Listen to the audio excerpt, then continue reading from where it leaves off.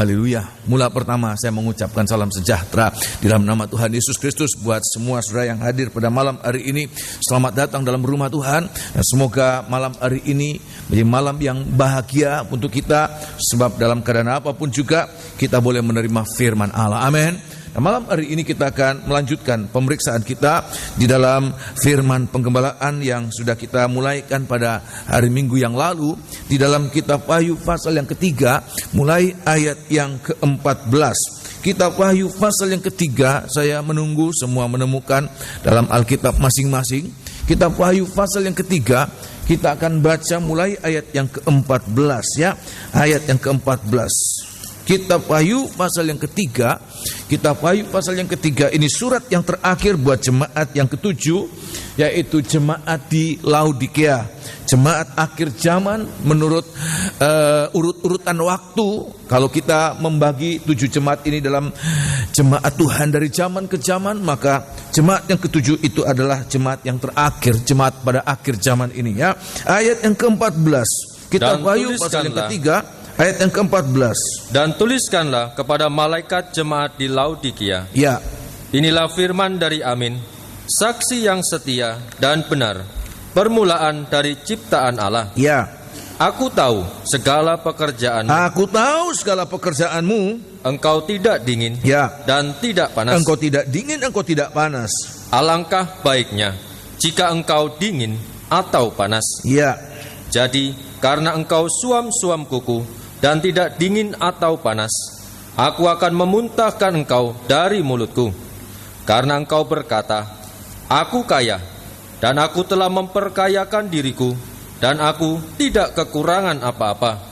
Dan karena engkau tidak tahu bahwa engkau melarat dan malang, miskin, buta, dan telanjang, maka aku menasihatkan engkau supaya engkau membeli daripadaku emas yang telah dimurnikan dalam api, agar engkau menjadi kaya, dan juga pakaian putih, supaya engkau memakainya, agar jangan kelihatan ketelanjanganmu yang memalukan.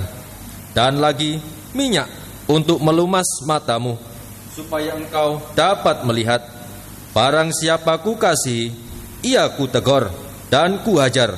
Sebab itu relakanlah hatimu dan bertobatlah. Terima kasih. Sampai pada ayat yang ke-19, bagaimana perhatian Tuhan buat jemaat di Laodikia dalam segala kekurangannya.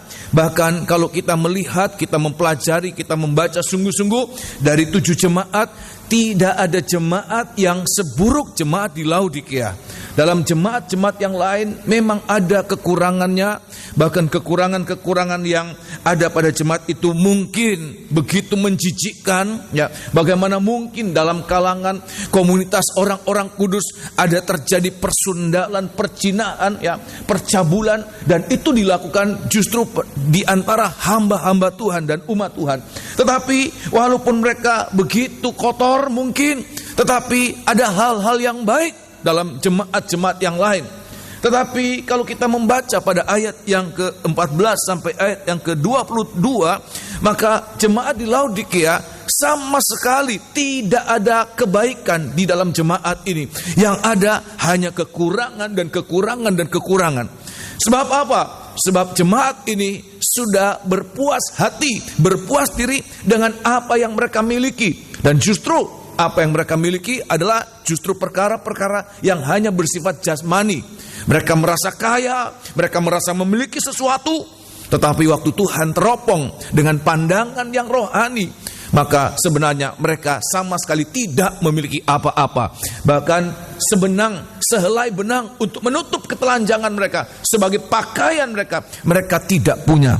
Sehingga Tuhan katakan mereka malang, mereka melarat, mereka miskin. Bukan hanya miskin, mereka buta, mereka telanjang.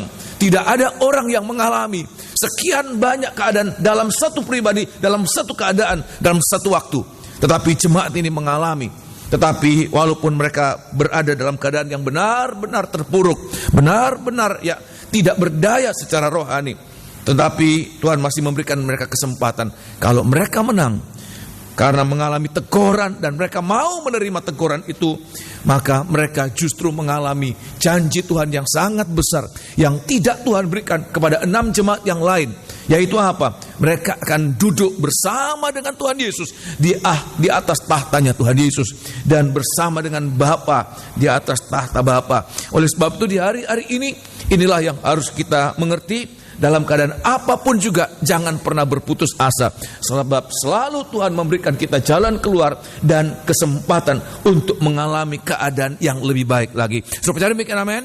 Nah, malam hari ini saya masih akan berbicara pada bagian yang pertama, ayat yang ke-14, di mana di dalam setiap jemaat Tuhan memperkenalkan dirinya sebagai apa, ya. Dan khususnya buat jemaat di Laodikia, pada ayat yang ke-14 ayat mengatakan Tuhan menyatakan dirinya, Tuhan menamakan dirinya sebagai Amin, saksi yang setia dan yang benar, dan Dia adalah permulaan dari ciptaan Allah. Malam hari ini saya akan lebih menitik beratkan pada bagian yang kedua, yaitu permulaan dari ciptaan Allah. Bahwa Yesus itu adalah Amin, Dia adalah firman, Dia juga adalah permulaan ciptaan Allah. Sebelum kita baca selanjutnya, saya dalam pengurahan selanjutnya, saya akan membawakan saudara dalam satu ayat di dalam kitab Perjanjian Lama, yaitu dalam kitab Amsal pasal yang ke-8, berbicara tentang hikmat. Ya, Raja Salomo menuliskan tentang hikmat, dan hikmat itu tidak lain adalah firman Allah. Bukan hikmat dunia, bukan kepandaian dunia, tetapi firman Allah. Dan Tuhan katakan tentang hikmat ini disebutkan sebagai apa? Kitab Amsal pasal yang ke-22. Sebelum nanti kita akan lanjut pada penjelasan selanjutnya, dalam kitab Amsal pasal 22 kita akan baca pada ayat yang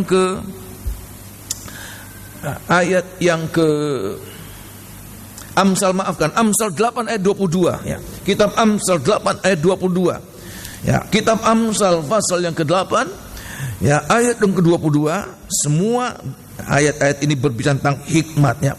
Mulai dari ayat-ayat pertama, hikmat. Dan ada ayat yang ke-22, perhatikan. Tuhan telah menciptakan aku, ya, sebagai permulaan pekerjaannya. Ya, sebagai permulaan ciptaannya. Tuhan menciptakan hikmat, Tuhan menciptakan firman sebagai permulaan dari pekerjaannya, sebagai perbuatannya, ya, yang pertama-tama dahulu kala. Terima kasih. Sejak dahulu kala, pada ayat yang ke-23. Bahkan sebelum semuanya ada, sebelum ada bumi, sebelum ada gunung-gunung samudra raya, firman itu, hikmat itu adalah ciptaan pertama. Dia menjadi sesuatu yang paling utama, ya, terdahulu dari segala-galanya. Sesudah itu, apa yang terjadi? Itu buah karya ciptaan dari hikmat itu sendiri, firman itu sendiri. Ayat yang ke-22, ayat yang ke-23, maafkan. Sudah pada zaman purbakala aku dibentuk, pada mula pertama sebelum bumi ada. Sebelum air samudra raya ada, ya, aku telah lahir. Ya. Sebelum ada sumber-sumber yang syarat dengan air, sebelum gunung-gunung tertanam, dan lebih dahulu daripada bukit-bukit, ya, aku telah lahir. Dan seterusnya, sudah bisa baca, ya. Bahkan ayat yang ke-30 menunjuk kepada Yesus sebagai anak Allah. Ayat yang ke-30, aku ada sertanya, ya, sebagai anak kesayangan. Sebagai anak kesayangannya, anak tunggal Bapa, satu-satunya, sebagai anak kesayangannya. Setiap hari aku menjadi kesenangannya, ya, dan senantiasa bermain-main di hadapannya. Ya. Aku bermain-main di atas muka buminya. Terus, dan anak-anak manusia menjadi kesenanganku. Dan seterusnya, ya. Jadi kita lihat ini bahwa Yesus menamakan dirinya sebagai Amin. Dia adalah firman, Dia permulaan dari semua ciptaan, ya. Nah, kita akan baca pada Perjanjian Baru, kitab Kolose pasal yang pertama. Kolose pasal yang pertama, ayat 1 sampai ayat yang ketiga, ya. Tadi kita baca dalam Perjanjian Lama, sekarang kita akan lihat kesamaannya dalam kitab Kolose. Kolose pasal yang pertama, ayat yang pertama sampai ayat yang ketiga, ya. Kolose 1 ayat yang Kolose 1, maafkan, ayat yang ke-15, ya. Kolose 1 ayat 15 sampai ayat 17, ya. Kolose 1 ayat 15 sampai ayat yang ke-17. Bagaimana Yesus, dia Kristus, dia yang pertama, dia yang paling utama dari segala-galanya, ya. Bahwa semua yang ada, bukan hanya yang ada di bumi, perhatikan, bukan hanya bumi, bahkan yang di surga, ayat mengatakan sebelum ada ciptaan-ciptaan lain, dia ada. Bahkan dia sebagai pencipta semua yang ada, ya. Ayat yang ke-15. Ia adalah gambar Allah yang tidak kelihatan, yang sulung, lebih utama dari segala yang diciptakan. Jadi semua yang ada, yang paling berharga, yang paling utama adalah dia, Kristus, Yesus. Ya, ayat yang 16. Karena di dalam dialah telah diciptakan segala sesuatu. Perhatikan, yang ada di surga. Yang ada di surga dia yang menciptakan. Malaikat-malaikat, kerubium, semua yang ada di surga, dia yang menciptakan. Teruskan. Dan yang ada di bumi. Yang ada di bumi, apalagi terlalu mudah untuk diciptakan. Ya, teruskan. Yang kelihatan. Yang kelihatan. Dan yang tidak kelihatan. Terus. Baik singgasana maupun kerajaan. Baik pemerintah maupun penguasa. Terus segala sesuatu diciptakan oleh dia dan untuk dia. Oh, luar biasa. Ayat yang ke-17. Ia ada terlebih dahulu dari segala sesuatu, dan segala sesuatu ada di dalam dia. Luar biasa. Itulah Tuhan kita, Yesus Kristus. Dia adalah yang pertama. Dia adalah yang menciptakan segala sesuatu. Bahkan segala sesuatu diciptakan oleh dia, dan semua itu diciptakan untuk dia. Oh, luar biasa. Tidak ada yang lebih penting daripada hikmat, daripada firman, daripada Yesus sebagai anak Allah, ya, kecuali Bapa. Oleh sebab itu di hari-hari ini biar kita boleh mengerti itu dan menerima, mengalami kuasanya, ya. Nah, kalau kita bisa melihat di situ bahwa dia adalah yang utama, yang pertama dari semua ciptaan Allah, maka kita juga di hari-hari ini untuk mengalami kuasa dari firman Allah itu menciptakan apapun yang kita butuhkan. Kalau kita melihat bahwa Yesus menampilkan diri sebagai yang pertama dari semua ciptaan, dia adalah yang menciptakan segala-galanya. Kenapa? Sebab jemaat di Laodikia, jemaat di Laodikia memang tidak memiliki apa-apa. Sebab mereka tidak memiliki apa-apa, mereka harus mendapatkan sesuatu itu, dan sesuatu itu hanya ada karena ciptaan dari firman Allah. Oleh sebab itu kalau kita merasakan Tuhan, dalam banyak hal saya tidak memiliki, dalam banyak hal saya tidak punya apa-apa, tetapi malam hari ini kita sudah mendengarkan firman Allah. Semoga kita boleh mengalami kuasa firman Allah menciptakan. Nah, kita lihat untuk dapat mengalami kuasa penciptaan itu, apa yang harus ada dalam kehidupan kita. Sebab firman itu yang pertama, yang utama. Maka apa yang menjadi sikap kita adalah mengutamakan, ya, mendahulukan firman, mengutamakan firman Allah lebih dari segala sesuatu. Saya ulangi sekali lagi, untuk bisa mengalami bagaimana firman menciptakan, ada banyak perkara yang kita butuhkan, dan semua itu dapat diciptakan oleh firman Allah. Maka hari-hari ini bagaimana sikap kita? Adakah kita sikap menghargai, mengutamakan, mendahulukan firman lebih dari segala perkara? Walaupun ada perkara-perkara yang sangat mendesak kita butuhkan, tetapi lebih dari kebutuhan kita adalah Dia yang adalah pencipta itu. Sudah bisa mengerti demikian, amin? Nah, malam hari ini semoga kita boleh kemudian introspeksi, koreksi. Kenapa kita banyak mengalami kekurangan, kebutuhan seperti tidak pernah terisi kebutuhan kita? Sebab seringkali kita dengan usaha kita mau menciptakan itu, ya, kita mengejar itu, dan kita tidak pernah mencapai apa yang kita kejar. Kita mengalami kelelahan, kita berpacu, kita mengejar, dan tidak pernah mendapatkan apa yang kita kejar. Itu sesuatu yang sangat melelahkan. Melelahkan secara fisik, melelahkan secara jiwa, melelahkan secara roh. Kita mengalami benar-benar lelah. Dan satu saat sampai pada titik putus asa. Tetapi malam hari ini Tuhan memberikan kita sikap yang benar adalah bagaimana kita mengutamakan firman Allah. Kalau firman Allah itu kita utamakan, maka bukan kita yang menciptakan, firman yang kita utamakan, Dia nanti akan menciptakan apapun yang kita butuhkan. Nah, saya akan sampaikan apa praktek kita mengutamakan firman Allah. Kita mendahulukan firman Allah lebih dari segala-galanya. Praktek pertama, malam hari ini saya sampaikan paling tidak ada 3 garis besar untuk bagaimana kita mengutamakan sikap nyata, kita mengutamakan firman, mendahulukan firman Allah lebih dari segala sesuatu, ya. Walaupun mungkin ada kebutuhan-kebutuhan yang sangat mendesak, seolah-olah kalau tidak tercukupi kebutuhan ini kita mati. Tetapi walaupun itu sampai pada tingkat itu, kalau kita mendahulukan firman Allah, maka kita akan lihat apa yang kita butuhkan, Tuhan yang ciptakan untuk kita.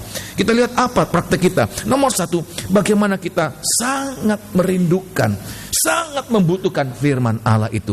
Adakah sikap mengutamakan atau mendahulukan firman Allah itu adalah sikap sangat merindukan firman Allah. Itu praktek nyata sekarang ini. Orang-orang yang mengutamakan firman Allah adalah orang-orang yang nomor 1 bisa membuktikan dia sangat membutuhkan firman Allah. Di dalam kitab Wahyu pasal yang kelima, kitab Wahyu pasal yang kelima, ada suatu kerinduan yang sungguh-sungguh. Kitab Wahyu pasal yang kelima, Wahyu pasal yang kelima ayat yang keempat. Saudara bisa baca pada ayat yang pertama bagaimana Rasul Yohanes diperlihatkan dengan satu gulungan kitab yang termeterai. Gulungan kitab itu berbicara tentang firman Allah. Tetapi firman Allah sayangnya pada saat dia lihat itu, firman Allah itu dalam keadaan termeterai, tidak bisa dilihat, tidak bisa dibaca, tidak bisa dialami kuasanya. Padahal nasib dunia ini, rencana Allah untuk hidup kita, untuk dunia ini, untuk semua, itu tertulis di dalam gulungan kitab. Sayangnya gulungan kitab itu termeterai.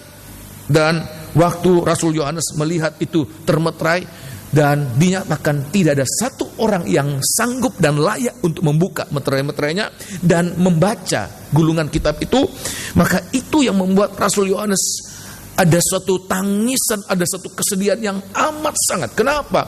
Sebab dia sangat merindukan, dia bisa melihat, mengalami apa yang terkandung di dalam gulungan kitab itu. Dan memang ya secara manusia, sifat dasar manusia, apa yang rahasia, kalau sesuatu dirahasiakan, makin membangkitkan rasa penasaran, rasa ingin tahu. Kalau tidak dirahasiakan, ya ada dokumen yang tidak katakan rahasia, tetapi dibuat seolah-olah tidak rahasia, digeletakkan begitu saja di atas meja, mungkin tidak ada orang yang tertarik baca, ya. Tetapi kalau dimasukkan dalam satu tempat box itu dikatakan ini top secret, ya, sangat rahasia, ya, makin dituliskan itu sangat rahasia, makin kepingin tahu apa ya. Tetapi secara rohani Rasul Yohanes mengalami itu bukan hanya rahasia-rahasia yang sifatnya jasmani kecil, tetapi rahasia Allah, rahasia tentang rencananya untuk kehidupannya, untuk kehidupan umat manusia, terutama untuk umat Tuhan.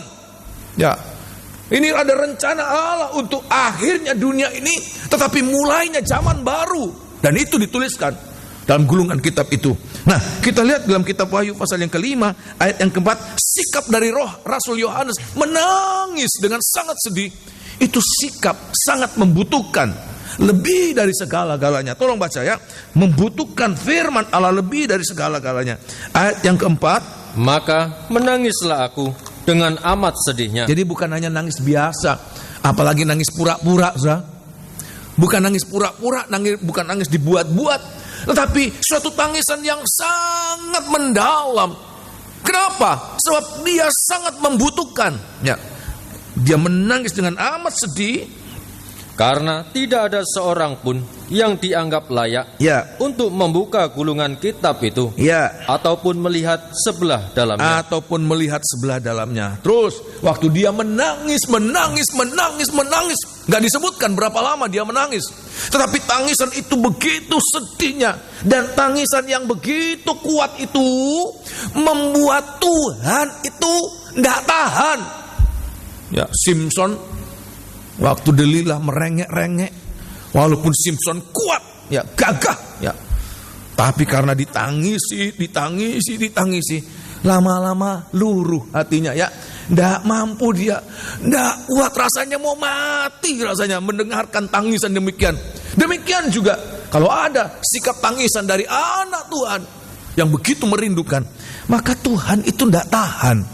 Dia akan begitu tersentuh dengan tangisan yang sangat kuat ini dari anak-anak Tuhan.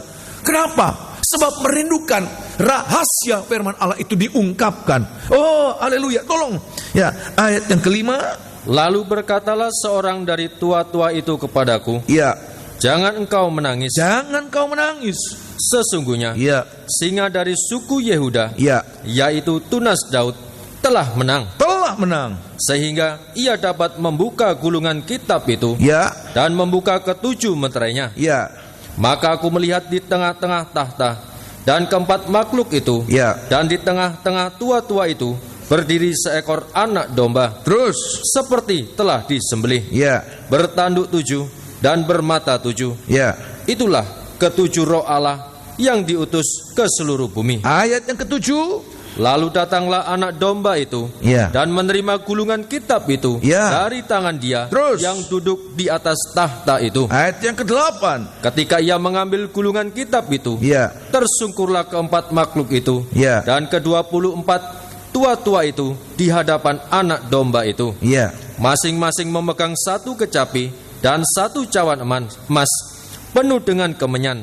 Itulah doa orang-orang kudus. Jadi kita lihat di sini, terima kasih, bagaimana suasana surga menghadapi ada satu orang yang menangis sehingga membuat Tuhan itu memberikan gulungan kitab itu untuk dibuka. Belum dibuka, tetapi suasana yang mencekam. Ayat mengatakan sampai 24 tua-tua, 4 makhluk itu, dan semua itu nggak tahan, mereka itu tersungkur untuk menyanyikan satu nyanyian pujian, kidung pujian buat anak domba dan buat Allah. Luar biasa.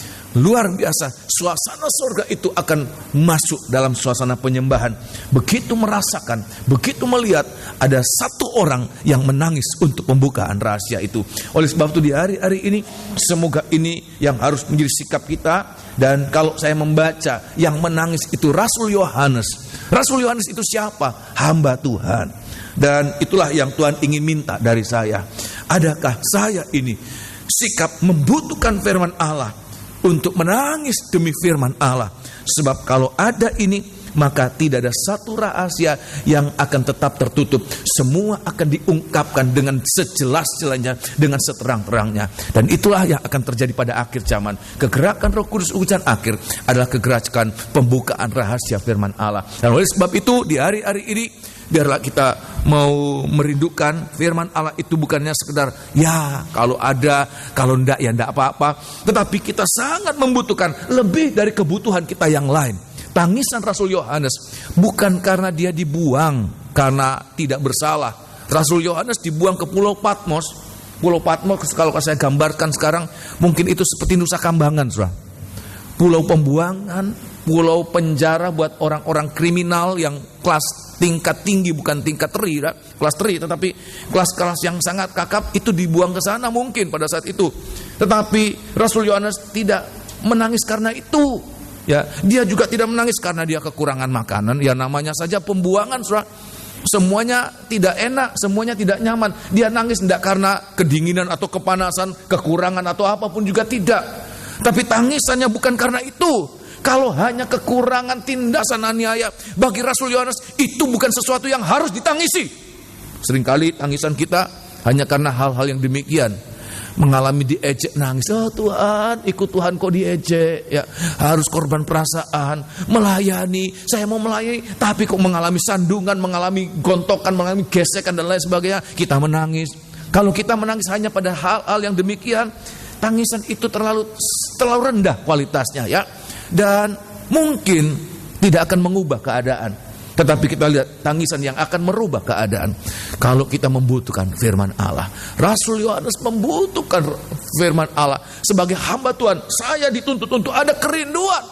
Saya teringat waktu saya membaca ya munculnya pengajaran mempelai dan tabernakel dan mempelai ini adalah karena ada suatu dorongan yang kuat dari hamba-hamba Tuhan pada saat itu.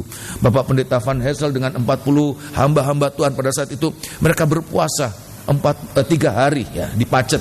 Tujuannya apa? Karena ada dorongan yang kuat untuk ungkapan-ungkapan firman Allah demi pelayanan yang lebih baik dalam jemaat Tuhan pada saat itu. Karena ada kerinduan demikian, maka Tuhan bukakan rahasia ini yang tidak pernah habis. Sampai hari ini ungkapan rahasia ini dibukakan buat kita jemaat Tuhan. Sehingga kalau saja semua kita ada kerinduan, baik hamba Tuhan maupun jemaat juga. Jemaat harus ada kerinduan. Apa kerinduan jemaat? Ya, kerinduan untuk mengalami ini. Paling tidak berdoa. Ya, berdoa sungguh-sungguh. Tolong baca dalam satu ayat dalam kitab Efesus pasal yang ke-6. Ini harus kita perlihatkan. Ada doa yang sungguh-sungguh, ada kerinduan, ada rasa lapar. Kita tunjukkan kepada Tuhan, saya lapar dan dahaga akan kebenaran firman Allah. Ya, Tuhan katakan justru itu orang yang bahagia. Tuhan katakan berbahagialah orang-orang yang lapar akan kebenaran, lapar dan dahaga akan kebenaran firman Allah. Sebab mereka nanti akan dipuaskan. Oh, haleluya. Kalau kita menunjukkan Tuhan, saya ada lapar, membutuhkan sangat. Ya, kita datang di tempat ini bukan untuk mendapatkan apa-apa, tapi membutuhkan firman Allah. Sikap itu yang membuat Tuhan tidak tahan. Dia tidak akan menahan itu, tapi dia akan curahkan, ungkapkan seluas-luasnya, sejelas-jelasnya buat kita sekalian ya. Di dalam kitab Efesus pasal yang ke-6, kitab suratan Efesus pasal yang ke-6 ayat yang ke-18. Semoga ini rasa lapar kita nyatakan dalam doa. Mungkin kita pikir, saya bukan siswa sekolah Alkitab, saya tidak pernah sekolah Alkitab, tidak pernah sekolah teologi ya. Ya, bagaimana saya bisa mengerti firman Allah? Bagaimana saya bisa mendapatkan ungkapan itu?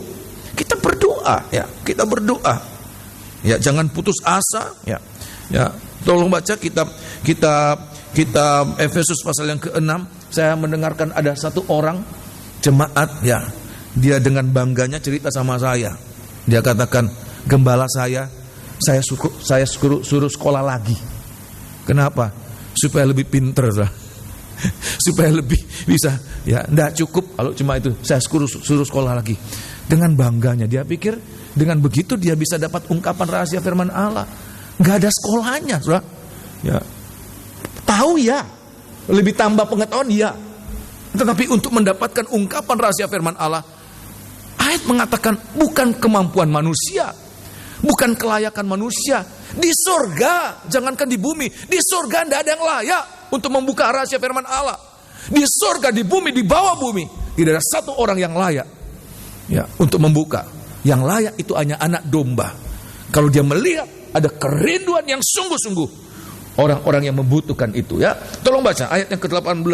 Dalam segala doa dan permohonan berdoalah setiap waktu di dalam roh, dan berjaga-jagalah di dalam doamu itu dengan permohonan yang tak putus-putusnya untuk segala orang kudus. Ayat ke-19 ini tugas kita. Kemarin hari Minggu yang lalu saya sampaikan juga, hari Sabtu tadi Pak Santoso bersaksi, saya juga sampaikan buat jemaat kaum muda ya, berdoa untuk apa? Supaya ada firman Allah. Ya.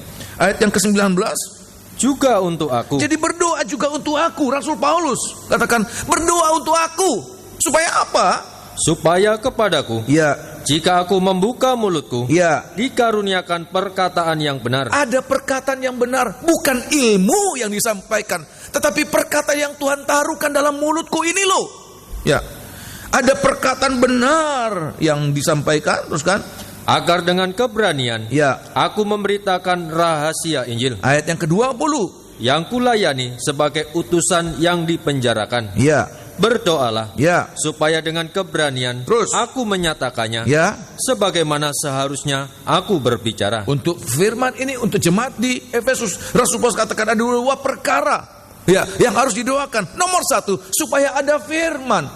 Setiap kali saya akan menyampaikan firman Allah, setiap hari saya berkata kepada Tuhan, Tuhan, saya mau menyampaikan apa? Walaupun kita berseri, sebenarnya kerangkanya sudah jelas, tetapi secara spesifik, secara khusus, setiap kali menyampaikan firman Allah, jujur saya mengatakan saya tidak punya rencana apa-apa. Saya hanya mengatakan, saya kosongkan diri, saya mengatakan Tuhan apa yang akan saya ucapkan. Sebab kalau tidak Tuhan yang memberikan firman Allah, memang ada perkataan bisa ngomong, tetapi perkataan itu bukan perkataan yang Tuhan taruhkan. Mungkin itu hasil studi saya, hasil keinginan saya, hasil analisa saya, hasil penelitian saya mungkin. Dan itu saya sampaikan.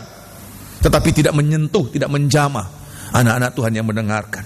Tetapi kalau kita mendengarkan perkataan yang Tuhan taruhkan, sebab apa? Jemaat Tuhan dan hamba-hamba Tuhan merindukan firman Allah. Mereka berdoa, Tuhan berikan firman Allah. Nomor satu ini, maka Tuhan akan berikan. Walaupun saya ini orang yang tidak pandai, walaupun saya ini orang bodoh, walaupun saya orang tidak berpengalaman, Tuhan mampu memakai siapa saja untuk menyampaikan firman Allah. Amin. Kalau dahulu Tuhan pernah memakai keledai Bileam untuk menyampaikan firman Allah. Bileam mendengarkan keledai itu berbicara dengan bahasa manusia, tapi Bileam tidak membutuhkan firman Allah. Dia kemudian keledai itu berbicara bahasa manusia, tetapi dia terus saja berjalan dalam keinginannya. Kalau dulu Tuhan sempat memakai ayam jago untuk berbicara tentang firman Allah dalam bahasa ayam, Rasul Petrus bisa menangkap firman Allah yang disampaikan oleh seekor ayam. Maka sekarang ini juga Tuhan bisa memakai siapa saja, keledai saja. Orang kalau bilang orang itu bodoh dungu, gambarannya keledai. Ya, keledai ini saja ya bisa dipakai Tuhan. Ayam itu bisa dipakai Tuhan. Apalagi kita. Asal kita ada kerinduan, Tuhan akan memberikan firman-Nya buat kita sekalian. Untuk kita bisa dengarkan. Perkataan itu bukan perkataan manusia, tetapi perkataan Tuhan. Tetapi perkara kedua yang harus kita doakan adalah apa? Supaya ada keberanian dalam setiap anak-anak hamba-hamba Tuhan yang sudah Tuhan berikan firman Allah pada mulut bibirnya untuk terus dinyatakan, untuk diucapkan. Sebab kalau tidak ada keberanian, walaupun firman Allah sudah ada di mulut bibirnya, akan ditahan. Kenapa? Tidak ada keberanian. Oleh sebab itu di hari-hari ini kita berdoa. Kalau kita berdoa ini, maka saya percaya Tuhan akan memberikan firman-Nya dengan berkelimpahan. Tuhan tidak akan tutup-tutup, tapi Tuhan akan curahkan seperti hujan yang deras untuk kita mengalami kelimpahan. Kita tidak berkekurangan dengan firman Allah, tetapi kita berkelimpahan. So bisa mengalami demikian, amin. Kenapa kita harus berdoa untuk firman Allah? Kenapa kita harus merindukan? Sebab kalau tidak ada firman Allah yang diungkapkan, seperti firman Allah itu termeterai, tidak ada wahyu, tidak ada inspirasi yang Tuhan berikan buat hamba-hamba Tuhan. Di dalam kitab Amsal pasal yang pertama, pasal yang ke-29, ini keadaan pertama yang akan terjadi. Perhatikan, kalau tidak ada pembukaan firman Allah, jangan anggap itu biasa ke gereja tetapi tidak ada ungkapan firman Allah, ya. Sehingga ibadah itu terasa tidak ada sesuatu yang menarik, ya. Ya, tidak menarik apa-apa. Musik itu bisa saja menarik, ya, tetapi sifatnya sementara. Kalau tidak kemudian diimbangi dengan pembukaan rahasia firman Allah. Mungkin drama kolosal, mungkin apa saja bisa menarik, tetapi tidak akan sifatnya kekal sementara kalau tidak diimbangi dengan ungkapan firman Allah. Kita lihat di dalam kitab Amsal pasal 29, apa yang akan terjadi kalau tidak Tuhan ungkapkan firman Allah di dalam jemaat Tuhan. Kitab Amsal pasal yang ke-29, kitab Amsal 29 ayat yang ke-18. Ini yang akan terjadi kalau firman Allah itu termeterai. Perhatikan, bukan hal yang biasa. Jangan anggap biasa, datang, tidak rasakan apa-apa, tidak ngerti apa-apa, pulang terus, ya. Bukan sesuatu yang biasa, saudara. Bahaya justru. Tolong baca, ya. Ayat yang ke-18. Kitab Amsal pasal 29 ayat yang ke-18. Perhatikan. Amsal 29 ayat yang ke-18. Pada waktu itu. Sebentar. Amsal 29 ayat yang ke-18. 29. Pada waktu itu, orang-orang tuli akan mendengar perkataan-perkataan sebuah kitab. Sebentar, Alkitab saya tidak berbunyi demikian. Amsal pasal yang ke-29 ayat yang ke-18. Maafkan. Ya. Amsal 29 ayat yang ke-18. Ya. Bila tidak ada wahyu, menjadi liarlah rakyat. Bila tidak ada ungkapan firman Allah, tidak ada pembukaan rahasia. Bila firman Allah itu tetap termeterai, Tuhan mengatakan maka jemaat itu akan menjadi liar. Jemaat itu akan telanjang. Jemaat itu akan tidak terkendali. Ya. Terus, Berbahagialah ya, orang yang berpegang pada hukum. ya, jangan heran ya, ibadah seenaknya sendiri, maaf kata ya, seperti sesuatu yang tidak terkendali, liar ya. Ibadahnya seenaknya sendiri, melayani seenaknya sendiri. Maafkan, hamba Tuhan melayani seenaknya sendiri, khotbah seenaknya sendiri. Kenapa? Tidak ada ungkapan rahasia firman Allah. Tidak ada rasa takut, tidak ada rasa segan. Ya, tidak ada rasa gentar kepada Tuhan. Kenapa? Mereka tidak merasakan firman Allah diungkapkan. Tidak ada hadirat Tuhan. Oleh sebab itu di hari-hari ini kita mohon supaya apa yang kita alami ya, walaupun maafkan, kita ini seperti binatang yang liar, seperti keledai yang liar, seperti sesuatu yang liar tadinya. Tapi lewat firman Allah itu kita ditata hari demi hari di sesuatu yang lebih teratur, lebih teratur. Ingat waktu penciptaan dunia ini, semuanya itu kacau balau, semuanya serba liar, semuanya serba tidak karu-karuan. Tapi waktu firman Allah itu diungkapkan, firman Allah itu dinyatakan, hari demi hari yang kacau balau itu benar-benar abstrak dunia ini, Tuhan tata. Satu hari Tuhan pisahkan gelap dan terang, Tuhan pisahkan langit dan bumi, Tuhan pisahkan yang kering dan yang air di darat dan air di laut, air di atas dan air di ini. Tuhan pisahkan, Tuhan tata. Sehingga firman Allah itu bekerja untuk apa? Dari sesuatu yang tidak terkendali, dari sesuatu yang tidak teratur, ya, dari sesuatu yang kacau balau. Kalau firman Allah diungkapkan, kita akan lihat makin hari makin teratur, makin hari makin rapi, sampai satu saat tidak ada cacat, tidak ada kekurangan pada setiap orang yang menerima firman diungkapkan. Kita akan lihat ibadah kita akan makin teratur, ya, pelayanan kita makin teratur, makin rapi. Ya, kalau saudara baca kisah tentang Salomo, saudara, bagaimana hikmat itu menata semuanya. Sehingga waktu Ratu Sheba datang, dia terkagum-kagum, tercengang-cengang. Bagaimana luar biasa hikmat itu menata semuanya. Bagaimana cara duduk pegawai-pegawainya, bagaimana cara pelayan-pelayannya itu melayani meja, ya. Semuanya itu bagaimana seragamnya, bagaimana semuanya begitu rapi, teratur.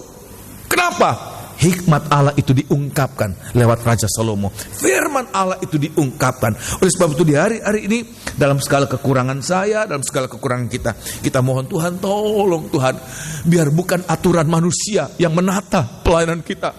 Sebab kalau aturan manusia yang menata, kita tidak lebih dari Taurat. Semuanya serba Taurat. Kalau kamu tidak lakukan ini, ada sanksinya. Kalau kamu lakukan ini, ada ini dan lain sebagainya. Tetapi kita merasakan bukan peraturan manusia yang mengatur ibadah kita, pelayanan kita, tetapi firman Allah itu walaupun mungkin tanpa aturan tertulis manusia, tetapi firman yang diungkapkan itu yang mengatur kita. Kita malu berbuat salah, kita malu berbuat sembrono, tetapi kita ada kerinduan untuk melakukan sesuatu yang baik. Itulah yang harus kita alami di hari-hari ini. Bukan malah bangga melakukan yang tidak benar, ya, tetapi kita ada rasa malu. Kenapa? Firman Allah diungkapkan. Oleh sebab itu di hari-hari ini, inilah yang harus kita mohon, Tuhan, ampuni kami Tuhan. Sebab kalau tidak ada wahyu, kami ini liar, kami ini telanjang. Seperti jemaat di Laodikia, mereka telanjang, mereka liar. Tetapi kalau firman Allah diungkapkan, dari keadaan yang liar, dari keadaan yang telanjang, Tuhan balut, Tuhan atur begitu rupa, sampai satu saat menjadi sangat teratur. Kalau orang lihat ibadah, kalau orang lihat pelayanan, mereka tercengang-cengang, luar biasa. Ratu Sheba, ratu dari negeri Sheba itu, dia memuliakan Tuhan. Kenapa? Melihat bagaimana ungkapan firman Allah itu mengatur segala-galanya. Semuanya menjadi begitu rapi dan nama Tuhan dipermuliakan. Amin. Haleluya. Inilah yang harus kita alami. Kalau tidak ada firman Allah, maka liarlah ya umat Tuhan, liarlah jemaat Tuhan. Ya, yang kedua, 1 Samuel pasal yang ke-28, selatan 1 Samuel pasal 28. Kalau tidak ada firman Allah diungkapkan, perhatikan, nanti tidak karu-karuan, kacau balau. Firman Allah yang menata, seperti firman Allah menata dunia pada saat penciptaan. Dia menata gelap dan terang itu dipisahkan. Dalam perjanjian baru Tuhan katakan antara gelap dan terang itu nggak ada kaitan apa-apa. Ya, berhala dan rumah Allah itu nggak ada kaitan apa-apa, nggak bisa campur baur. Dulu campur baur, tapi firman Allah yang memisahkan, dipisahkannya gelap dari terang. Oh, haleluya. Ayat yang ke 1 Samuel pasal 28 ayat yang ke-6. Kalau tidak ada firman Allah, apa yang terjadi? Ya, selain liar, selain tidak karu-karuan, ya. 1 Samuel, suratan 1 Samuel, maafkan, ya. Ibadah itu seenaknya sendiri, melayani itu seenaknya sendiri. Semua begitu. Sampai hamba Tuhannya ini saya katakan buat untuk jemaat, bukan untuk jemaat saja, tapi buat kami, ya. Kalau mau melayani, ya melayani, kalau enggak ya enggak, ya. Jemaat sudah tunggu, gembalanya enggak datang. Kenapa? Ngambek jemaat. Kalau jemaat ngambek masih lumayan, masih masuk akal. Kalau gembala ngambek, ya, gembala ngambek khotbah, ngambek menyampaikan firman Allah. Ya, bagaimana, saudara? Kenapa? Enggak ada ungkapan rahasia firman Allah. Benar-benar tidak teratur, benar-benar liar. Ya, selain itu, 1 Samuel pasal 28, 1 Samuel pasal 28, ayat yang ke-6, kalau tidak ada firman Allah, sebab tidak ada kerinduan, saudara. Di mana tidak ada kerinduan, tidak akan Tuhan memberikan. Sebab ada satu hukum tentang firman Allah. Saudara bisa baca dalam kitab Injil Matius pasal yang ke-5, ya. Injil Matius pasal yang ke-7, Tuhan katakan, jangan membuang barang yang kudus. Kepada apa, saudara? Anjing dan babi. Ya, dan jangan membuang, ya, melemparkan mutiara kepada babi. Sebab apa? Mereka tidak butuh itu. Ya. Dan sebab mereka nanti akan berbalik mencabik-cabik engkau. Di dalam kitab 1 Samuel pasal 28 ayat yang ke-6. Oleh sebab itu, semoga kita bisa tunjukkan, Tuhan, aku lebih baik tidak makan daripada tidak ada ungkapan rahasia firman Allah. Lebih baik tidak punya uang daripada tidak ada ungkapan rahasia firman Allah. Ya, kalau rahasia firman Allah diungkapkan, Tuhan mampu menciptakan makanan, Tuhan mampu menciptakan apa yang kita butuhkan. Jangan terbalik, saudara. Kita mengejar makan, kita mengejar itu. Ya. Tuhan katakan, kejarlah kerajaan surga dengan segala kebenarnya.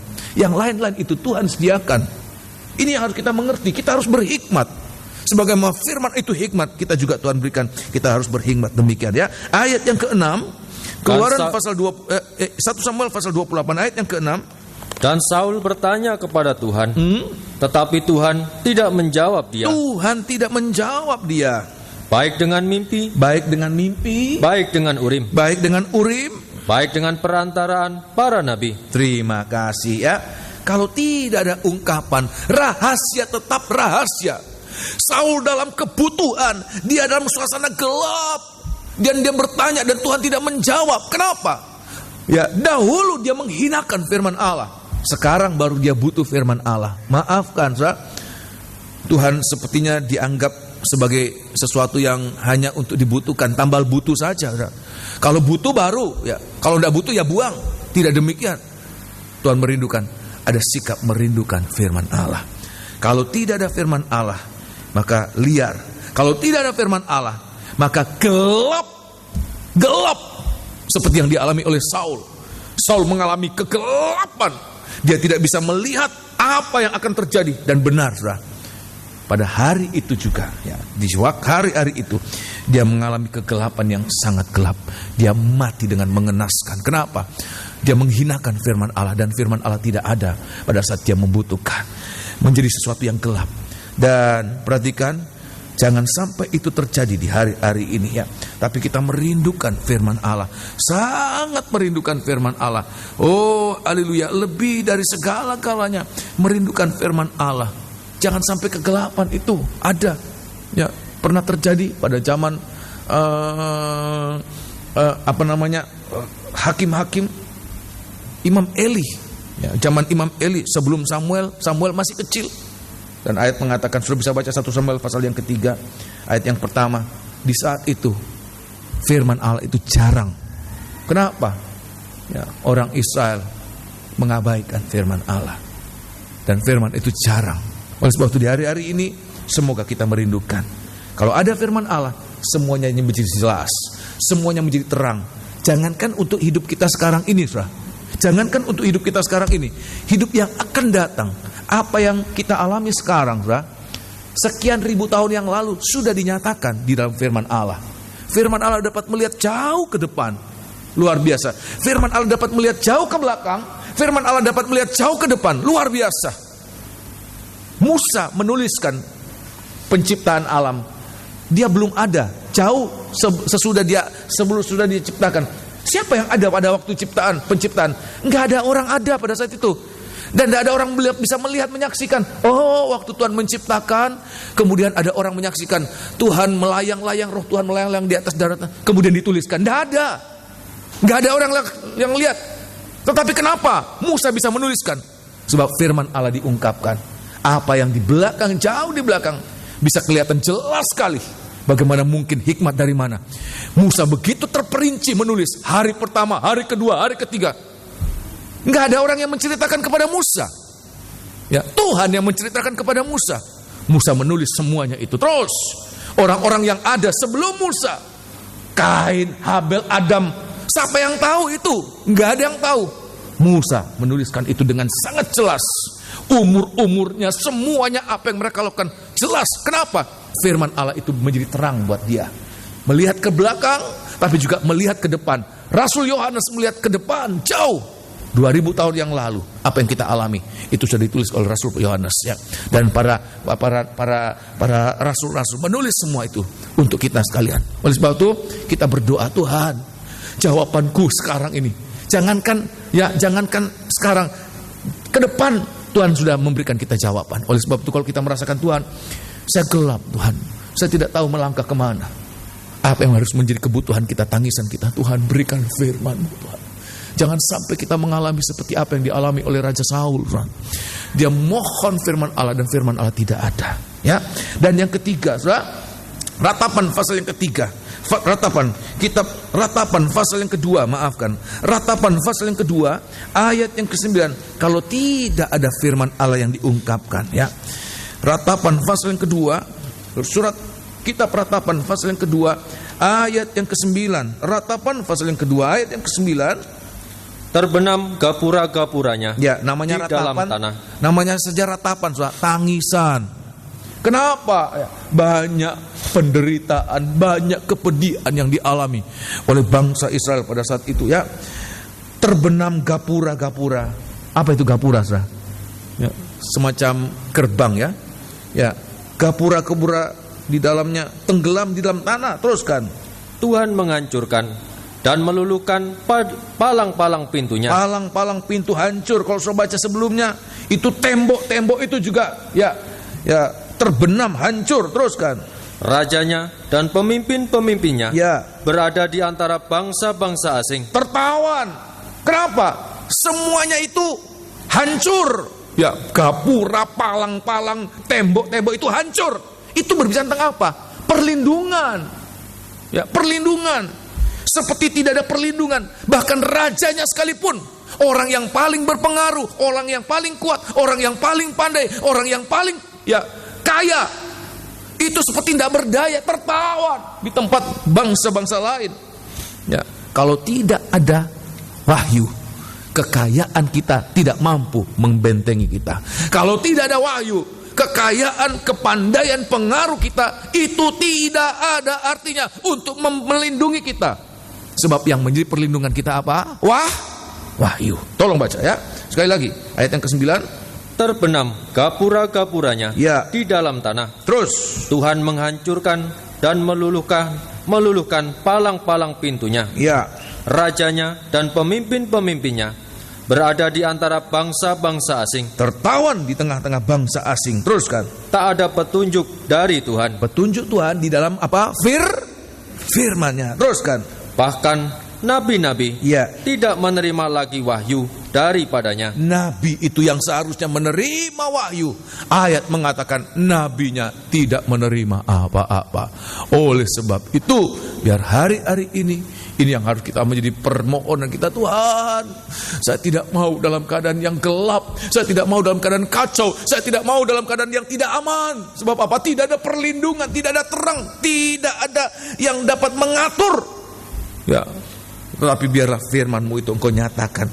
Kalau firman Tuhan nyatakan buat kita, maka segala-galanya menjadi baik. Segala-galanya yang gelap jadi terang. Ya, yang mengalami keadaan yang tidak ada rasa aman, ya, itu kita merasakan perlindungan. Seperti Raja Daud mengatakan, walaupun aku berjalan di tengah-tengah lembah kekelaman, aku tidak takut bahaya. Kenapa? Gada dan tongkat itu menyertai kau. Apa itu gada dan tongkat? Firman yang menggembalakan. Itu menjadi tuntunan, menjadi perlindungan, menjadi penyertaan Tuhan buat kita sekalian. Sehingga serasa kita ada pengawalan yang sangat kuat. Serasa ada tembok yang begitu kuat yang tidak tertembus oleh musuh sehebat apapun juga. So mengalami demikian, amin. Oleh sebab itu ini hal yang menjadi kerinduan kita, lebih dari kebutuhan kita, lebih dari rasa takut kita. Apa kebutuhan kita di hari-hari ini? Ini harus menjadi tangisan kita. Tuhan, saya membutuhkan firman-Mu Tuhan. Firman-Mu itu segala-galanya. Kalau ada membutuhkan firman Allah lebih dari segala-galanya, itu yang Tuhan anggap, itu mengutamakan firman lebih dari segala-galanya. Pada mulanya adalah apa? Firman. Firman itu segala yang pertama dari semua ciptaan Allah, ya. Nomor 1, sikap praktek nyata bagaimana kita ada kerinduan untuk firman Allah. Yang kedua, setelah ada kerinduan, yang Tuhan ingin lihat juga apa? Kalau Tuhan mencurahkan firman-Nya buat kita. Injil Lukas pasal 12. Kitab Injil Lukas, langkah yang kedua, ya, praktek yang kedua yang harus kita perlihatkan kepada Tuhan. Kita menangis untuk firman Allah dan Tuhan menyatakan firman-Nya. Tapi ingin Tuhan lihat apa yang harus kita mengerti di hari-hari ini, ya. Ayat yang apa yang kita perlihatkan kepada Tuhan. Ayat yang ke-42. Perhatikan. Ya, ini perikop ini berbicara tentang sikap kita menanti kedatangan Tuhan. Kita gereja pada akhir zaman seperti jemaat di Laodikia, jemaat yang terakhir, jemaat akhir zaman. Dan kita sangat dekat dengan kedatangan Tuhan. Apa sikap kita? Tolong baca pada ayat yang ke-42, bagaimana kita waspada, kita berjaga-jaga untuk kedatangan Tuhan. Apa praktek kita berjaga-jaga? Ayat 42. Jawab Tuhan, ya. Jadi siapakah pengurus rumah yang setia? Ya, dan siapa bijaksana, pengurus rumah yang setia dan bijaksana? yang akan diangkat oleh tuannya, Ya. menjadi kepala atas semua hambanya, Ya. untuk memberikan makanan Untuk membagikan makanan. kepada mereka pada waktunya. Ya, makanan di sini bukan hanya sekedar makanan jasmani, itu terutama bukan. Tapi makanan yang dimaksudkan oleh Tuhan, terima kasih, itu makanan yang kita butuhkan untuk menguatkan kita, membuat kita bisa berjaga sampai Tuhan datang, adalah makanan firman Allah. Tuhan katakan, siapa yang setia dan bijaksana yang akan diangkat oleh tuannya untuk membagikan makanan kepada hamba-hambanya pada waktunya. Artinya apa?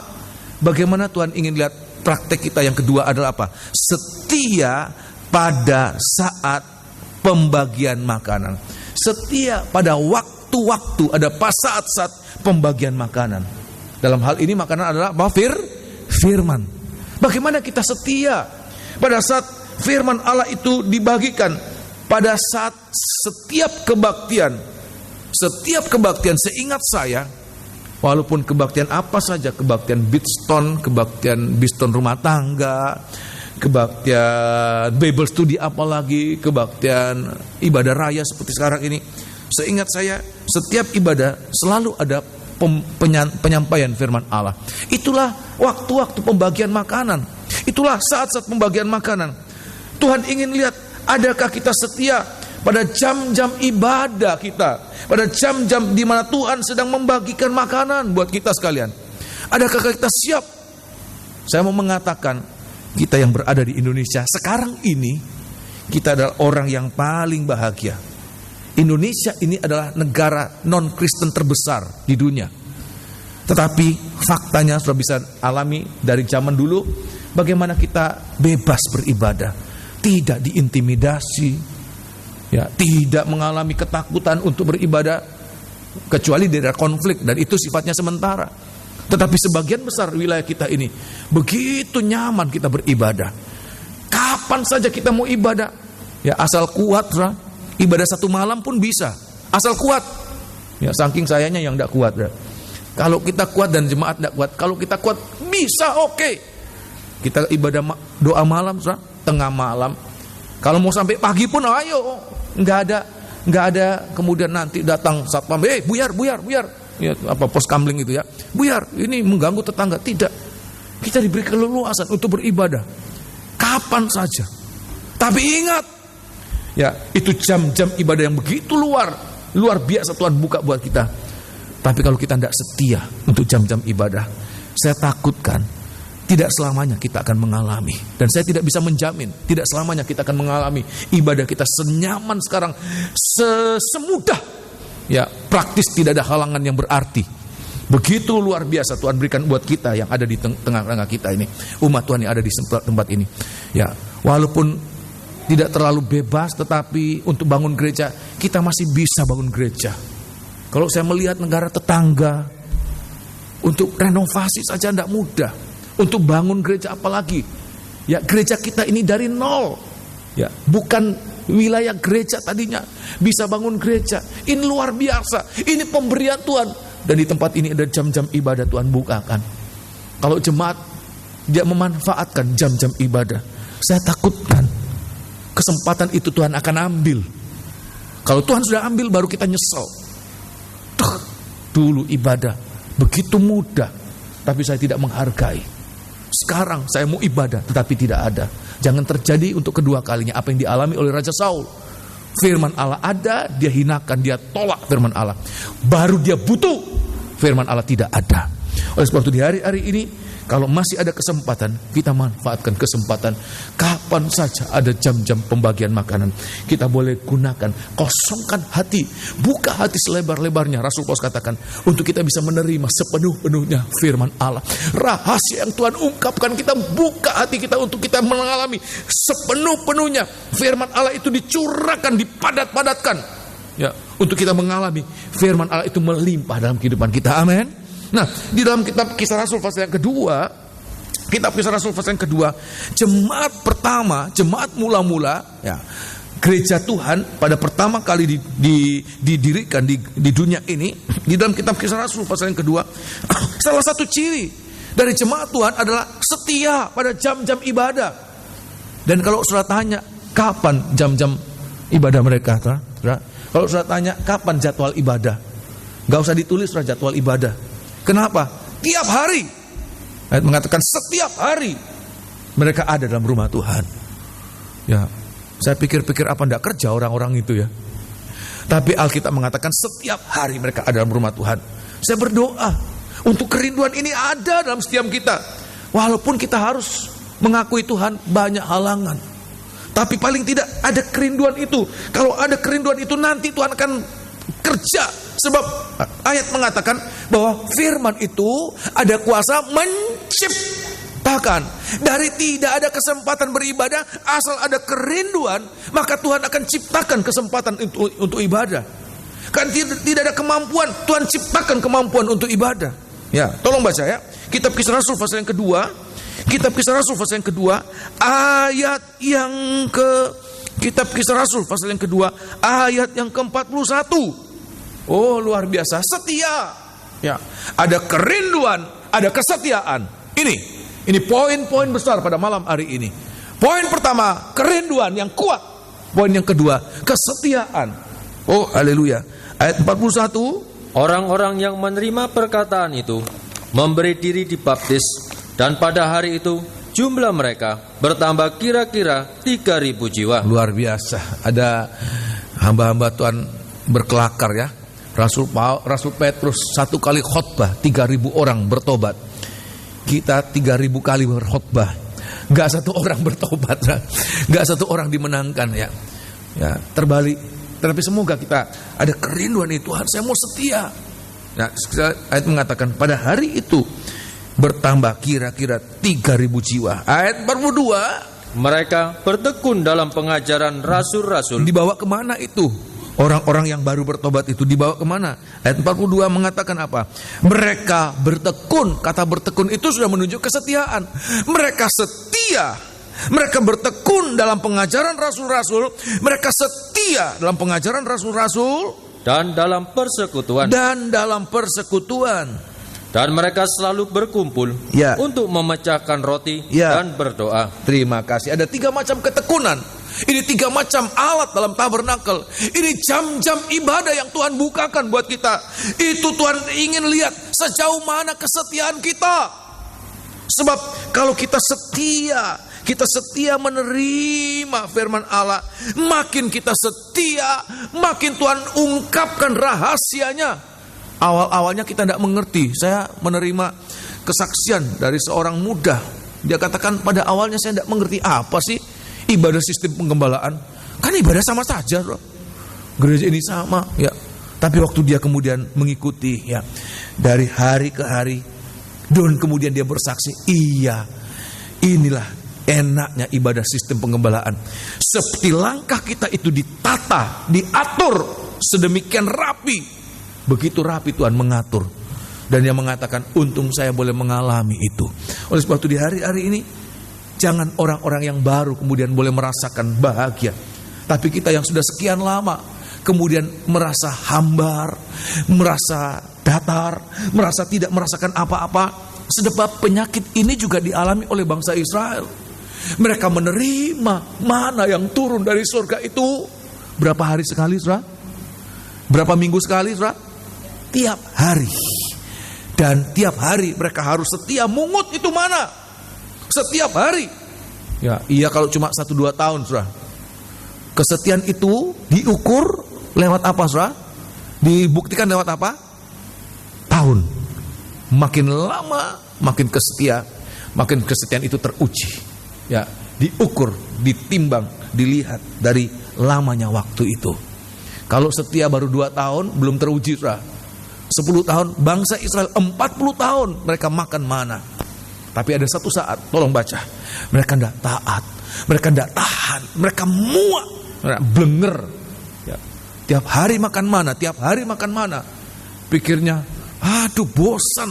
Sampai dia katakan apa, begitu dia menghinakan mana itu. Tolong baca kitab Bilangan pasal yang ke-11 lebih dahulu. Mereka mengatakan begitu hina, apa ini, seolah-olah tidak ada harganya. Padahal belum pernah terjadi bagaimana Tuhan turunkan secara ajaib. Bukan makanan secara rohani, saudara. Secara jasmani Tuhan berikan itu. Bayangkan, dari surga Tuhan kirim. Makanan itu Tuhan kirim dari surga. Made in surga, saudara. Kalau kita paling made in apa? USA apa? Made in surga. Dikirimkan. Roti itu turun dari surga. Kira-kira ada yang kualitas jelek dari surga? KW1, KW2, kira-kira demikian? Tidak ada, saudara. Semuanya itu top quality, ya. Kualitas nomor 1 ini. Tolong baca ya. Kita Bilangan pasal yang ke-11 lebih dahulu. Bilangan pasal 11. Tapi bangsa Israel, ya, pada awal-awalnya mungkin masih setia. Tetapi pertengahan mulai mereka, ya. Ayat yang apalagi dapat provokasi, saudara. Nah ini hati-hati, saudara. Ada provokasi. Tolong baca ayat yang keempat. Tiap hari Wahyu pasal yang ketiga. Tiap hari Wahyu yang ketiga. Blenger lama-lama, ya. Muak. Ya, tolong baca ayat yang keempat. Ini perkataan orang Israel, ya. Ayat yang keempat. Orang-orang bajingan, ya, yang ada di antara mereka, nah, kemasukan nafsu rakus, ya. Dan orang Israel pun menangislah pula, ya, serta berkata, ya, siapakah yang akan memberi kita makan daging? Ya. Kita teringat kepada ikan yang kita makan di Mesir, ya, dengan tidak bayar apa-apa. Terus kepada mentimun dan semangka, bawang prei, bawang merah dan bawang putih. Ya. Tetapi sekarang perhatikan, kita kurus kering. Padahal tidak, mereka begitu menghinakan. Mana itu? Sekarang kita kurus kering, kenapa? Enggak ada makanan. Teruskan. Tidak ada sesuatu apapun kecuali mana ini saja, ya, yang ada kita apa-apa. Lihat. Cuma mana ini yang kita lihat, yang kita makan. Terus. Adapun mana itu seperti ketumbar, ya, dan kelihatannya seperti damar bedolah. Terus. Bangsa itu berlari kian kemari untuk memungutnya. Ya. Lalu menggilingnya dengan batu kilangan atau menumbuknya dengan lumpang. Ya, Mereka memasaknya dalam periuk dan membuatnya menjadi roti bundar. perhatikan. Rasanya seperti rasa panganan yang digoreng. Terima kasih. Sebenarnya tidak hambar ya. Satu ayat lagi, Bilangan pasal 21. Kita Bilangan pasal 21. Kesetiaan mereka tidak teruji. Padahal mereka menerima makanan, ayat mengatakan ini makanan para malaikat. Sebenarnya bukan makanan para raja saja, makanannya para malaikat. Ini ransumnya para malaikat. Tuhan berikan buat bangsa Israel. Kita Bilangan pasal 23, 21 ya.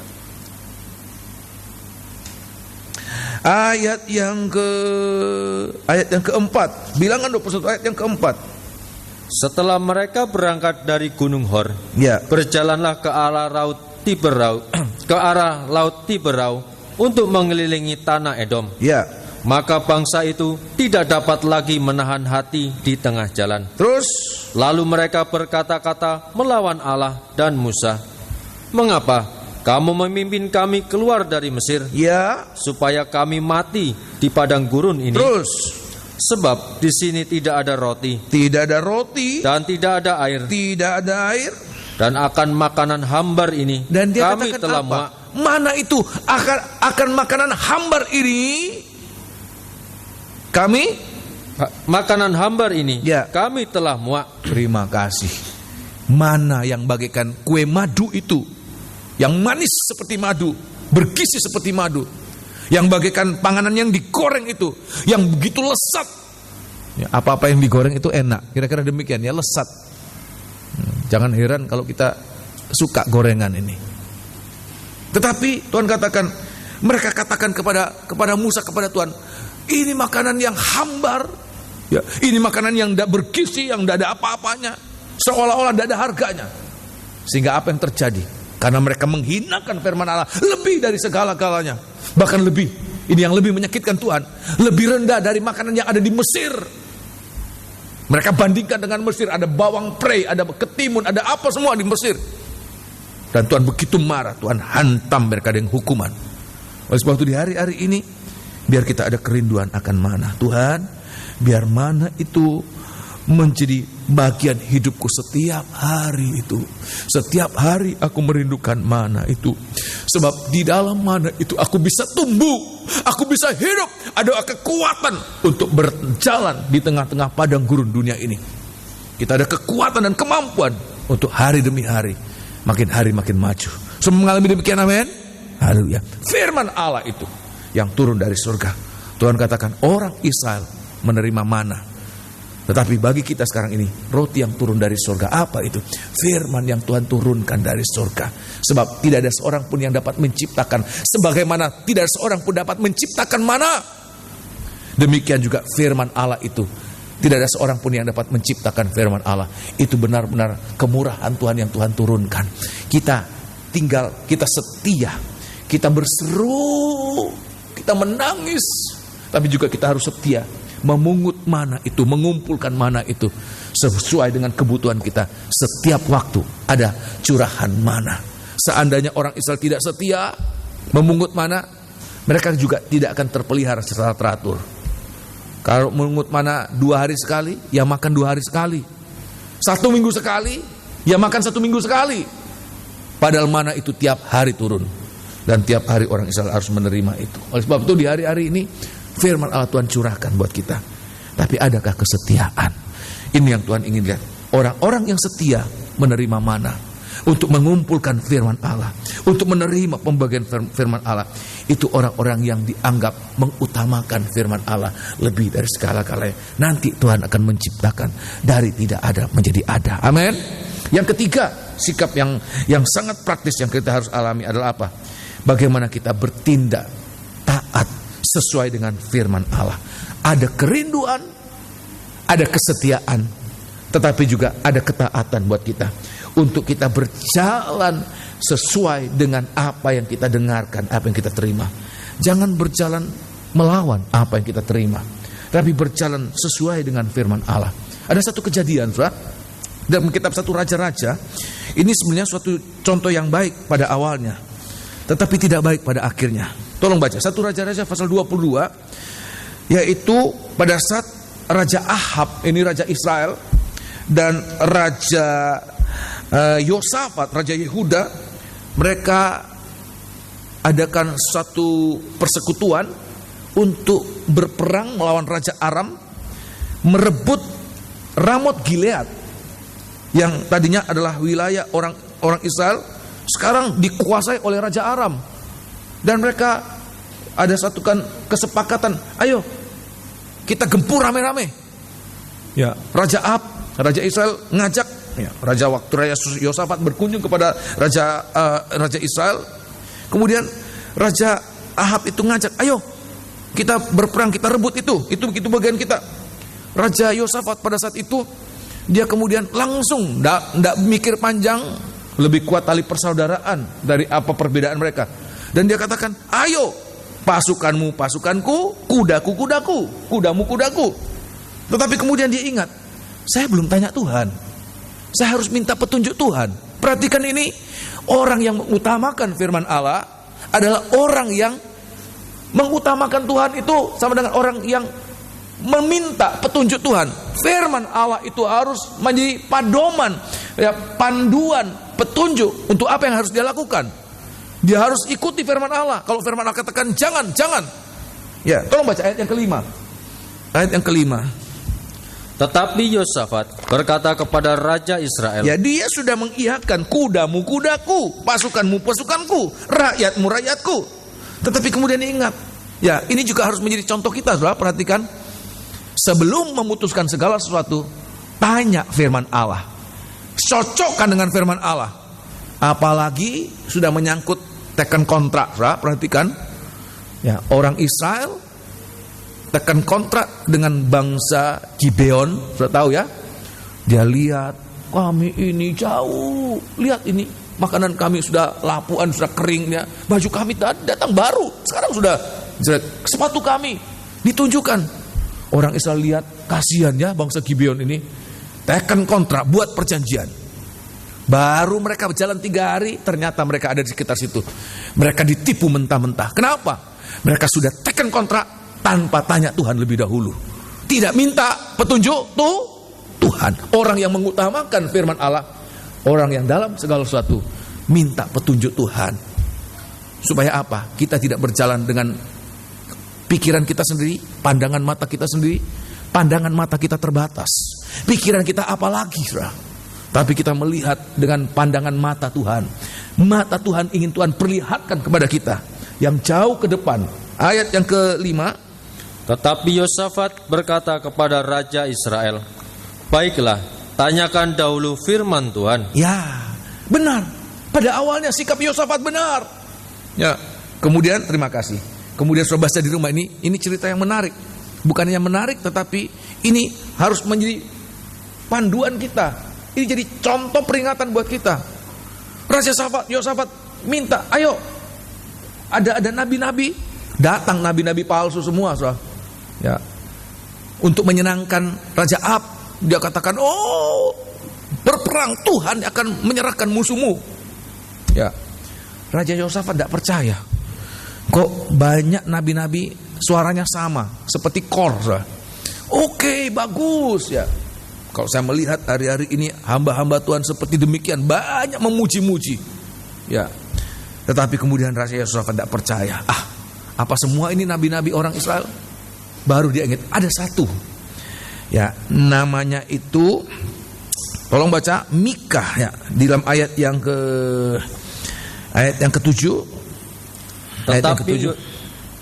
Tetapi Yosafat bertanya, ya, tidak adakah lagi di sini seorang nabi Tuhan, ya, supaya dengan perantaraannya kita dapat meminta petunjuk. Jadi kita lihat ini orang yang tergantung pada firman Allah dalam segala perkara, minta petunjuk firman, minta petunjuk Tuhan. Ya, kalau orang-orang kafir itu mau bikin acara, lihat primbon, bikin acara, lihat feng shui, lihat apa semua ya. Tanya sepunya, tanya mananya ya. Tanya dukunnya, tanya istilahnya apa? Penasihat spiritual ya. Ya, mereka tanya ya. Petunjuk itu padahal walaupun itu ya tidak masuk akal, tidak logis, toh mereka lakukan. Kenapa kita umat Tuhan? Firman Allah itu Tuhan sudah berikan. Kenapa kita abaikan? Ya, Tuhan katakan, tanya Tuhan.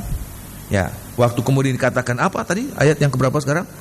Ayat 8. Ayat yang ke 8. Jawab Raja Israel kepada Yosafat, masih ada seorang lagi yang dengan perantaraannya dapat diminta petunjuk Tuhan. Iya. Tetapi aku membenci dia. Kenapa? Sebab tidak pernah ia menubuatkan yang baik tentang aku, Ya. melainkan malapetaka. Nah, saya akan perlihatkan ini tabiat dari Raja Ahab. Terima kasih. Sebenarnya adalah karakter dari gereja Tuhan zaman akhir ini. Apa itu? Ayat mengatakan mereka hanya ingin mendengarkan apa-apa yang cocok dengan apa? Selera. Kalau tidak cocok, aku tidak suka, aku benci sama itu. Kenapa? Setiap kali firman Allah tidak sesuai dengan keadaanku, dia selalu menubuatkan yang tidak baik tentang aku. Kenapa dia menubuatkan yang tidak baik? Sebab memang dalam keadaan yang salah. Ahab dalam keadaan yang salah. Sehingga tidak heran kalau Nabi Mika itu menubuatkan yang tidak baik. Seandainya dia hidup benar, dia takut akan Tuhan, tentu nubuatnya nubuat yang baik. Ya, hidupnya tidak karuan, hidupnya tidak sesuai firman Allah, minta dinubuatkan sesuatu yang baik. Ya, dari mana? Kalaupun ada yang baik, itu nubuat palsu. Kemudian datang Mika. Awalnya dia ikuti dengan apa? Tapi pada akhirnya dia mengatakan kebenaran firman Allah. Tetapi waktu nyatakan kebenaran firman Allah, ya, dia melihat katanya apa? Orang-orang Israel tercerai-berai, masing-masing pulang ke rumahnya. Artinya apa? Tuhan tidak berkenan untuk peperangan itu. Kamu akan kalah.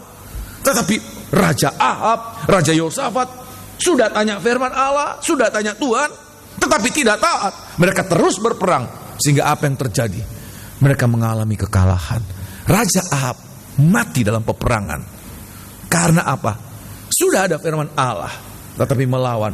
Raja Yosafat juga, yang seharusnya lebih ngerti firman Allah. Sebenarnya Raja Yosafat ini raja yang baik, tapi kenapa dia lebih terpengaruh dengan Raja Ahab? Pergi, mengalami banyak kerugian. Oleh sebab itu di hari-hari ini, biar kita boleh mengalami, kalau Tuhan sudah memberikan firman Allah, karena ada kerinduan, karena Tuhan lihat kesetiaan kita, Tuhan berikan firman Allah. Langkah yang ketiga apa? Taat. Dan ini Tuhan katakan kepada Yosua. Tuhan katakan, kalau engkau hati-hati dalam melangkah, kamu berjalan, jangan menyimpang ke kanan atau ke kiri, tetapi sesuai dengan firman Allah, maka kemanapun engkau pergi, akan beruntung, akan berhasil. Mau mengalami demikian, amin? Kenapa? Sebab firman Allah punya kuasa. Walaupun kita lemah, walaupun kita sedikit menghadapi pergumulan yang besar, memang begitu orang Israel masuk, ya, menghadapi benteng yang kuat, Yeriko, karena mereka dengar firman Allah. Tuhan katakan, kitari 1 hari 1 kali, 7 kali tiap hari 1 kali. Hari yang ke-7, 7 kali. Pada akhirnya bersorak. Mereka taat mendengarkan firman Allah, sesuai dengan petunjuk firman Allah. Apa yang terjadi? Bukan orang Israel yang merobohkan itu, kuasa firman Allah yang merobohkan. Waktu mereka berseru, semua ditiupkan, itu tembok Yeriko rubuh. Ada kemenangan. Tuhan menciptakan kemenangan lewat apa? Ketaatan. Oleh sebab itu di hari-hari ini, inilah yang harus kita perlihatkan kepada Tuhan. Kalau kita taat pada firman Allah, maka apapun yang menjadi kebutuhan kita, yang tidak ada, yang apapun juga, kuasa firman Allah adalah kuasa menciptakan segala-galanya. Sebagai ayat terakhir, kitab Yosua pasal yang pertama. Semoga ini kita boleh mengerti ini, ketaatan ini. Pada akhirnya harus ada ketaatan. Kita sudah nangis-nangis minta firman Allah. Firman datang. Ya, yang dilakukan kok tidak sesuai dengan firman Allah. Buat apa? Ya, buat apa? Sudah puasa Tuhan, mohon petunjukmu. Tuhan kasih petunjuk. Yang dilakukan kok lain, sesuai dengan petunjuk, tidak sesuai dengan petunjuk. Buat apa? Ya, tolong baca ya. Kitab Yosua pasal pertama ayat yang ke-7. Tuhan katakan apa buat Yosua? Langkah kita ini langkah ketaatan. Hanya kuatkan dan teguhkanlah hatimu, ya, dengan sungguh-sungguh. Kenapa? Pada saat itu memang Tuhan melihat, tentu Tuhan melihat Yosua ragu-ragu, Yosua ciut, Yosua tidak ada kepercayaan diri, Yosua tidak ada kemampuan, Yosua merasa terlalu kecil. Memang, sebab Yosua itu bagaikan langit dan bumi dibandingkan dengan Musa. Yosua itu adalah asistennya Musa. Ya. Dan dia merasakan, dia menggantikan Musa, dia merasakan, aku ini jomplang dengan Tuanku. Tapi Tuhan katakan, kuatkan, teguhkan hatimu dengan sungguh-sungguh. Bertindaklah hati-hati, Ya. sesuai dengan seluruh hukum yang telah diperintahkan kepadamu. Tapi kalau kamu bertindak hati-hati, kalau kamu taat, kamu bertindak sesuai dengan firman yang kuberikan Oleh hambaku Musa, ya, janganlah menyimpang ke kanan tidak menyimpang setapak pun ke kiri atau ke kanan. Seringkali atau ke kiri, ya, atau ke kiri, teruskan. supaya engkau beruntung Ya, kemanapun engkau pergi. Tuhan yang akan menciptakan keberuntungan itu, Tuhan yang akan menciptakan keberhasilan itu. Tidak sama seperti jemaat di Laodikia, malang, miskin, melarat, semua yang tidak baik itu dialami oleh jemaat ini. Tapi Tuhan katakan, apapun keadaanmu, kemanapun engkau pergi, apapun yang engkau lakukan, engkau akan beruntung dan berhasil. Teruskan. Janganlah engkau lupa Ya. memperkatakan kitab Taurat ini, Ya, tetapi renungkanlah itu siang dan malam, untuk kedua kalinya Tuhan katakan apa? supaya engkau bertindak hati-hati Supaya engkau bertindak hati-hati. sesuai dengan segala yang tertulis di dalamnya. Ya, Sebab dengan demikian Ya. perjalananmu akan berhasil ya. dan engkau akan beruntung. Terima kasih. Oh, haleluya.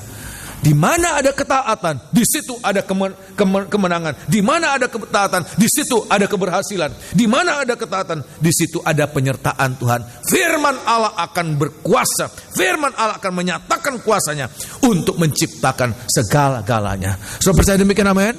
Oleh sebab itu inilah firman Tuhan. 3 poin besar. Ada kerinduan. Ini bagaimana kita mengutamakan, pada mulanya adalah firman Allah.